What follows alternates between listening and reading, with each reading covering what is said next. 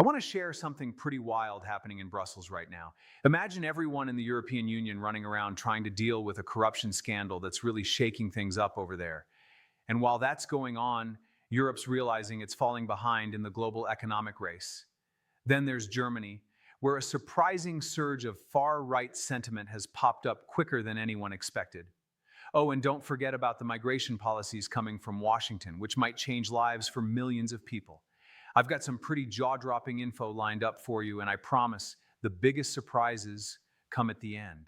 After spending years in a well-known news organization where I've seen the behind-the-scenes mechanics and how stories get squashed if they don't fit the narrative, I decided I wanted to do something different. I watched as inconvenient truths got buried under layers of spin. Eventually, I realized I could either keep repeating what I was told, or I could bring you the real stories that matter. So I leave that big media world behind, and now I am my own boss. I'm free to bring you the stories that the establishment would rather see disappear. If you appreciate this kind of independent reporting, I'd love it if you hit that like button and subscribe to the channel. What we do here, fact-checking, deep dives, and resisting the urge to just echo official narratives, isn't easy. It takes time and effort to make sure we're sharing the truth with you instead of misinformation. If you value that, think about supporting us. Your contributions help keep this channel free from corporate influences and political agendas, letting me continue speaking the truth, even if it ruffles some feathers. Now, I really hope you stick around until the end because what I'm about to reveal later on will completely shift your perspective on everything happening now. So let's get into it. At this moment, the air in Brussels is thick with a sense of fear rather than the aroma of coffee. Up on the higher floors of European bureaucracy, officials are frantically flipping through reports about what they're calling the Diplomatic Academy affair. This investigation has already led to raids on the European External Action Service, searches at the College of Europe, and even visits from law enforcement to the homes of high-ranking officials. At the heart of all this chaos is Federica Mogherini, the former EU foreign policy chief, who was working on creating something known as the European Diplomatic Academy for Young Diplomats. Prosecutors from the European Public Prosecutor's Office have claimed that this tender was essentially designed solely for one institution, which is believed to have received secret selection criteria ahead of time. Officially, a few former and current officials are caught up in this swirling mess. The political drama in Brussels is heating up, and Ursula von der Leyen, the president of the European Commission, is right in the thick of it. Her opponents have been on a mission to take her down ever since the Fisherit scandal erupted. It seems like every new leak just adds another brick to the wall of claims that Brussels is riddled with corruption. What really makes this situation alarming, though, is that it goes beyond just a single investigation or a shady tender. It's threatening to undermine the very principle that underpins the European Union itself. This idea that Europe stands as a beacon of rules and regulations, where tenders are open and transparent, and institutions are meant to be stronger than personal connections. When a European prosecutor begins to talk about possible crimes like public procurement fraud, corruption, and breaches of confidentiality, it feels like a dire warning for a whole generation of Brussels technocrats who've dedicated years to preaching about the rule of law. And here's where things get especially interesting. In the back rooms, discussions have shifted focus from the fates of individual players. Now they're actually contemplating if the next vote of no confidence against von der Leyen could succeed this time, moving from more of a formality to a genuine threat of removal. Populists, both right and left, are already gearing up their campaigns under the catchy slogan of taking Europe back for the people. You can see the cracks forming and they're getting wider every day. Meanwhile, while this myth is falling apart in Brussels, another one is unraveling in the heart of Europe's markets, which had once been hailed for their openness. The European Commission is now rolling out what they're calling an economic security doctrine. They're gearing up to spend tens of billions of euros on measures to protect the bloc from pressure coming from China and an increasingly erratic America. For the first time, Brussels is acknowledging something they've been reluctant to say out loud. The EU is at risk of lagging seriously behind the United States and China when it comes to key sectors like batteries, semiconductors, and artificial intelligence. Their dependency on external sources for essential materials like lithium, cobalt, and graphite is turning into a strategic chokehold on European industry. So now the EU is hustling to speed up investigations into dumping and subsidies, tighten the screws on foreign investments, and find a way to shift production out of China's sphere. The economic scene in Europe right now is pretty intriguing, especially with all that's happening in Germany. So here's the situation. Germany is facing some tough times. As polls show, the country is sliding into its longest post-war recession. For the third consecutive year, the economy is predicted to shrink by about 0.5%. It feels like industries are choking under the pressure of high energy costs, inflation, and the uncertainty of foreign markets. Now, amidst this economic wobble, there's the far-right party, Alternative for Germany, or AfD for short. They're gaining traction, sitting comfortably around 20% support. What's interesting is that this party is flipping from being a taboo topic to a serious player in politics, even though the traditional parties insist they won't ever form a coalition with them.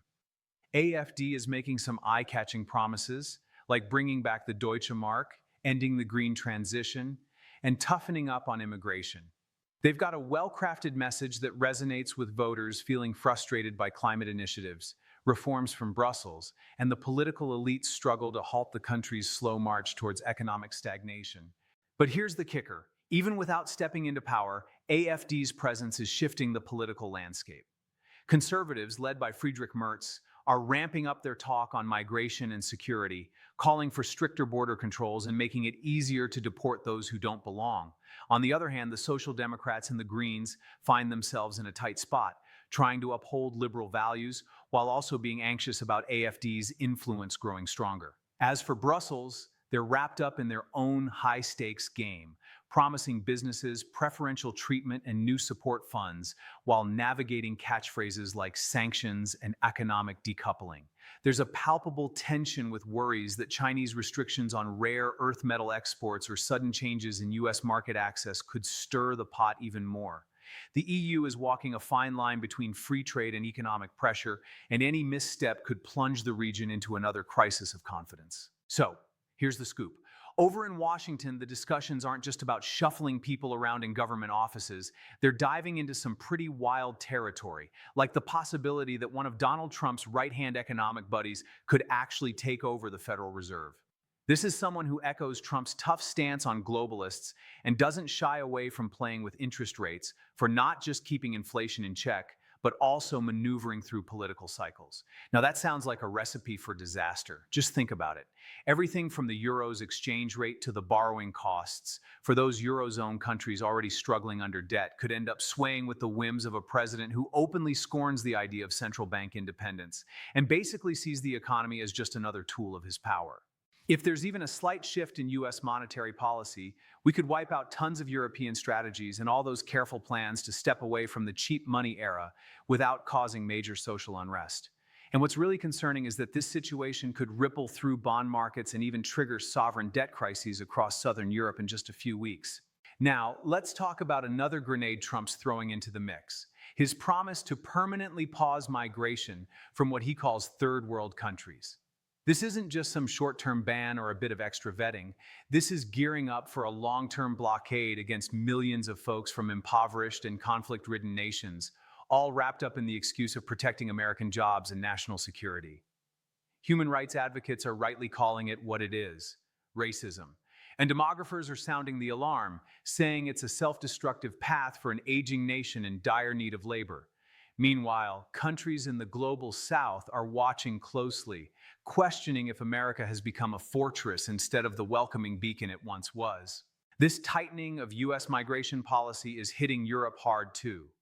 The old world is staring at a familiar reflection in the mirror: fear of outsiders and a yearning for strong leadership, even if that leadership is cloaked in party logos and nice-sounding plans.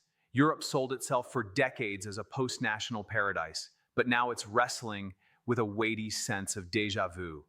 It's quite something to see how interconnected everything has become lately. Over in Europe, you have these EU borders feeling the strain between a growing push for humanitarian efforts and increasingly strict border controls, both on land and at sea. It's honestly hard to believe that all these aspects connect in a way that's more unsettling than we might consider at first. When you take a step back and look at the bigger picture, it really does feel like both sides of the Atlantic are facing a synchronized breakdown of long-held beliefs. There are these illusions about the noble European elites, who are now finding themselves amid scandals and police investigations. And then there's this notion that endless economic growth was a given, when in fact it heavily hinges on access to lithium reserves and choices made by just a few officials in Beijing or Washington. Let's not forget the far right. The expectation was that they'd just remain on the fringes, merely an accessory in the political scene, but now they are stepping up as serious contenders for our attention. And of course, America, often dubbed the land of opportunity, is sending out the message loud and clear that if you have the wrong passport, skin color, or birthplace, you might just find the welcome mat rolled up tightly. The sheer weight of this reality is what draws in the serious media attention. It tells the story without needing any exaggeration.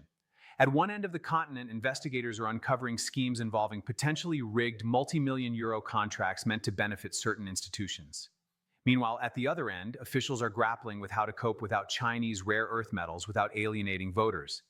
In the middle of it all is a figure who once represented massive political shifts, casually informing the media that parts of the world are simply not welcome in America anymore. It's not as if something drastic is happening right now.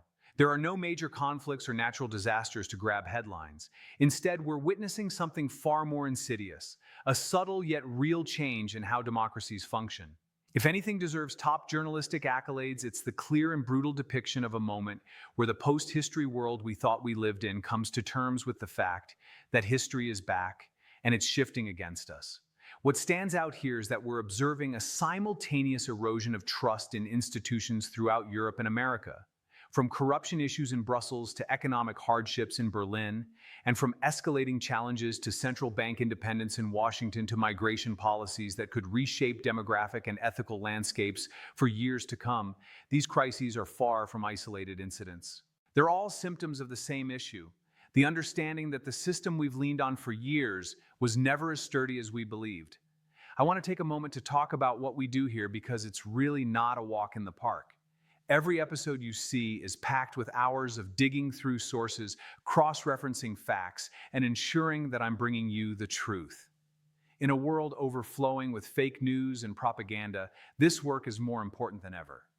Big media outlets have huge teams and extensive budgets, but they also have to play nice with corporate sponsors and navigate political pressures that can dictate their message. I don't face those restrictions, but I also don't have the same resources. What I do have is you. Your support is what keeps this going. When you hit that like button or subscribe, you're sending a signal to the algorithm that independent voices need a platform. And when you think about sponsoring the channel, you're directly backing the sort of journalism that stands firm against anyone's agenda.